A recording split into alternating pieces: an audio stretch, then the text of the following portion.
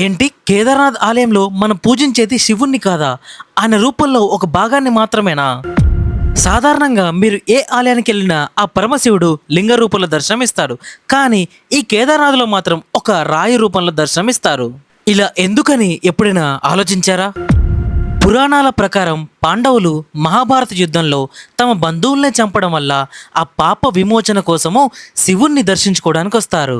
అలా ఆ పరమశివుని దర్శించుకోవడానికి హిమాలయాలకి పాండవులు వస్తారు. అయితే పాండవుల్ని క్షమించడము ఆ శివయ్యకి ఏమాత్రం నచ్చదు. అలా నచ్చక ఆ శివయ్య ఒక ఎద్దు రూపంలో మారతాడు.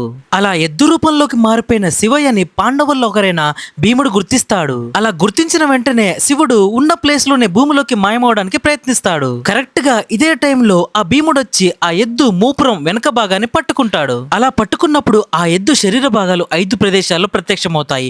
వాటిని పంచకేదార్లని పిలుస్తారు. ఆ పట్టుకున్న మూపురం భాగం ఏదైతే ఉందో అదే రాయిలాగా మారుతుంది. దాన్నే ఇప్పుడు మనం కేదార్నాథ్ లో దర్శనం చేసుకుంటాము. ఈ కేదార్నాథ్కి వస్తే సాక్షాత్తు ఆ శివయ్యకి మనం చాలా దగ్గరగా ఉన్నామని అర్థం. మరి ఇంతటి మహా పవిత్ర పుణ్యక్షేత్రానికి మీరు ఎవరితో వెళ్ళాలనుకుంటున్నారో వాళ్ళకి ఈ వీడియోని షేర్ చేయండి. అలాగే కామెంట్ బాక్స్ లో ఓం నమః శివాయ అని కామెంట్ చేయండి.